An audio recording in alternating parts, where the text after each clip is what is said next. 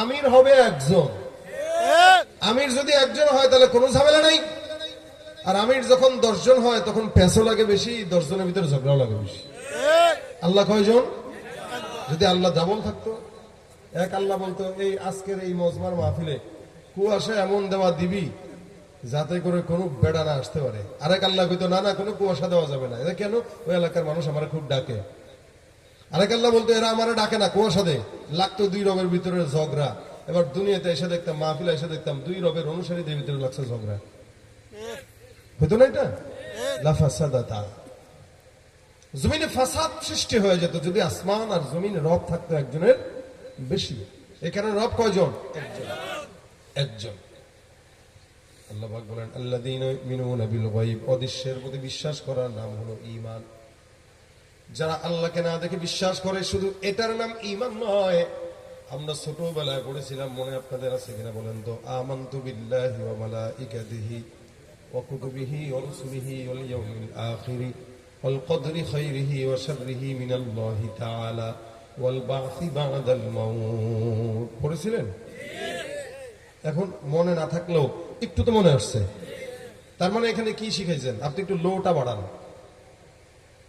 এখানে কি শিখাই দিয়েছেন? বলে আমানতু বিল্লাহি ওয়া মালাইকাতিহি ওয়া কুতুবিহি ওয়া রুসুলিহি, আপনার উপর, আপনার ফেরেশতাদের উপরে, কিতাবের উপরে, রাসূলের উপরে। ওয়াল কদরি খাইরিহি ওয়া শাররিহি মিনাল্লাহি তাআলা, আল্লাহ পাক যে জমিনের ভিতরে কখনো কষ্ট দেয়, কখনো আরাম দেয়, কখনো ভালো জিনিস দেয়, কখনো খারাপ জিনিস দেয়, তকদিরের ভালো মন্দ সব কিছুর ফয়সালা বিশ্বাস উপরে কার উপরে হবে বলেন তো? ওয়াল বা'সি বা'দাল মাউত, এবং মৃত্যুর পরে আল্লাহর কাছে যেতে হবে, এই বিশ্বাস করার নাম হলো ঈমান।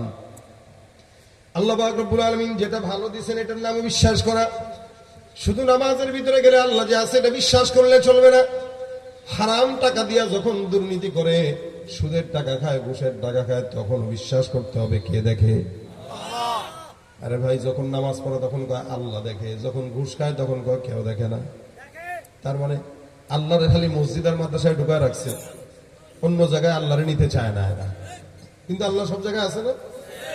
মসজিদে গেলে কোন আল্লাহ আছে রে, টুপি মাথায় দিয়ে যা।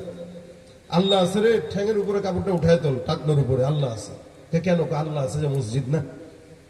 ব্যাংকে গেলে সুন্দর করে সিগনেচার দিয়া করে দেন না, একটু সুদের টাকা, সমস্যা নাই, দেন 10 লাখ দেন, সুদ বাড়াই দিই মনে। কেন? তখন কি আল্লাহ নাই? ব্যাংকে আল্লাহ নাই? তো বিশ্বাস তো ওইখানের নাম হতো। মসজিদে যেমন বিশ্বাস করতে হয়, ওই ব্যাংকে গেলেও বিশ্বাস করতে হয়। মসজিদে যেমন বিশ্বাস করতে হয়, সংসদে গেলেও বিশ্বাস করতে হয়। মসজিদে বিশ্বাস করবেন আর বলবেন আমরা মানি না শরীয়ত, হবে না। যেমন মসজিদে বিশ্বাস করবেন, প্রত্যেকটা জায়গাতেই এটাই বিশ্বাস করবেন যে আল্লাহ আছে। এই জমিন যদি বিশ্বাস করেন আল্লাহ, এই জমিনে আইন চলবে আল্লাহ, এটা বিশ্বাস করেন না ঈমান। এটা যদি বিশ্বাস না করেন তাহলে ঈমানদার কিসের অর্থ? যেটা বিশ্বাস করে না ও ঈমানের ঈর ভিতরেও নাই, সে দাবি করতে পারে মুসলমান হতে পারে। এই জন্য মুমিন খালি একটা জনকে বিশ্বাস করার নাম না, মুমিন আল্লাহকে বিশ্বাস করা, জান্নাতকে বিশ্বাস করা। এত নাড়াচাড়া করলে বাজান সাউন্ড ভালো থাকবে না। আপনি একটা জায়গায় রেখে চুপচাপ আপনি যান, কিছু খেয়ে আসে। সব জায়গায় বিশ্বাস করা, আল্লাহ যেমন আছে, জান্নাত যেমন আছে, জাহান্নাম যেমন আছে, সব কিছুতে আল্লাহ পাক তকদিরের ভালো করেন, ফয়সালা করেন, খারাপ করেন। আল্লাহ পাক রব্বুল আলামিন আমাদের চতুর্দিকে যত কিছু আছেন সবকিছু আল্লাহ পাকের। এই সমস্ত কিছুর উপরে বিশ্বাস করার নাম ঈমান। কিয়ামতের ময়দানে আল্লাহ পাক আবার উত্থাপন করবে, ওটাও ঈমান। আল্লাহ পাক প্রশ্ন করবেন, এটাও ঈমান। আল্লাহ পাক হিসাব নেবেন, ওটাও ঈমান। আল্লাহ পাক রব্বুল আলামিন জান্নাত রেখেছেন, এটা বিশ্বাস করার নাম ঈমান। জাহান্নাম আছে, দেখি নাই, বিশ্বাস করার নাম ঈমান। এজন্য ঈমান 3টা শর্তের ভিতরে ঢুকানো আছে। 1 নম্বর তাসদীক বিল জিনান। ঈমান কি হলো? অন্তর দিয়া প্রথমত বিশ্বাস করা। ঈমান হলো অন্তর দিয়া প্রথমত বিশ্বাস করা। অন্তর দিয়া আল্লাহ আছে, জান্নাত আছে, জাহান্নাম আছে, সবকিছু সত্য, এটা অন্তর থেকে, দিলের ভিতর থেকে বিশ্বাস করা। দিলের ভিতরে বিশ্বাস না থাকলে তখন মুখ দিয়া এলোমেলো কথা বের হয়, বোঝা যায় ওর ঈমান কম। দিলের ভিতরে যখন থাকে তখন কথায় কথায় আল্লাহর কথাই আসে, আর দিলের ভিতরে না থাকলে আল্লাহর কথা আসে না, জোর করে বের করা লাগে। এই জন্য বোঝা যায়। আবার কি হলো? নাড়ান নাই? আপনার সাউন্ড ডিজিটাল তো অটোমেটিক নড়ে। তাহলে ভাই বলেন, অন্তর থেকে বিশ্বাস করা, অন্তর থেকে বিশ্বাস করা, তাসদীক বিল জিনান। 2 নম্বর ইকরার বিল লিসান। অন্তর দিয়ে বিশ্বাস করার পাশাপাশি জবান দিয়ে কি করা? স্বীকার করা। বলেন, জবান দিয়ে কি করা? ঈমান 3টা জিনিসের সমন্বয়। 1 নম্বর অন্তর দিয়ে, আমার সাথে বলেন, 1 নম্বর অন্তর দিয়ে যা বললাম সব। 2 নম্বর জবান দিয়ে স্বীকার করা।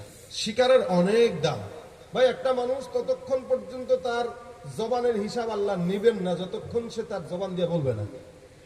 আপনি মনে মনে অনেক কিছু বলতে পারবেন, মনে মনে আপনার প্রশ্ন অনেক আনতে পারেন, কিন্তু যতক্ষণ মুখ দিয়ে বের না করবেন ততক্ষণ কোনো লেখা হবে না। মুখ দিয়ে বলে ফেলছেন তো লেখা হয়ে গেছে। 20-25 বছর পর্যন্ত বিয়ে করেন নাই, একটা মেয়েকে 20-25 বছর পর্যন্ত বিয়ে করেন নাই, হারাম। 2 জন হুজুর আনলো, সাক্ষী রাখলো, বলতেছে বলো কবুল। আপনি কবুল বলে ফেলছেন। শব্দ কি? কবুল। আচ্ছা বলেন তো, এতদিন পর্যন্ত যেই মেয়েটা হারাম ছিল, একটা জবানের স্বীকারোক্তির কারণে মেয়েটা এখন কি হইল? আপনি যদি মনে মনে বলেন আমি তো এটা বিয়ে করছি, মনে মনে বিয়ে করলে তো হাজার হাজার বিয়ে করা যায়।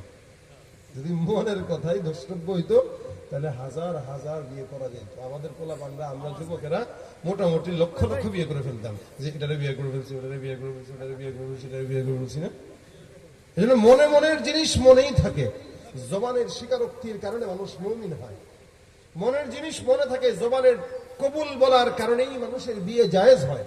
আবার 50 বছরের একটা সম্পর্ক খালি একটা শব্দের কারণে তালাক হয়ে নষ্ট হয়ে যায়। শব্দটা কি? তালাক। ইকরার বিল লিসান। এই কারণে ঈমানের 2 নম্বর গুণ হলো ইকরার বিল লিসান। জবান দিয়ে কি করা? বলেন, স্বীকার করা। লা ইলাহা ইল্লাল্লাহ, লা ইলাহা ইল্লাল্লাহ মুহাম্মাদুর রাসূলুল্লাহ। এটা আমাদের নবীও পড়েছে, আশহাদু আল্লা ইলাহা ইল্লাল্লাহ ওয়া আশহাদু আন্না মুহাম্মাদান আবদুহু ওয়া রাসূলুহু। এটা নবীও পড়েছে, সমস্ত সাহাবীরা পড়েছে, তাবেঈরা পড়েছে। স্বীকারোক্তি জবান দিয়ে দেওয়া লাগে, এটা ঈমানের 2 নম্বর গুণ।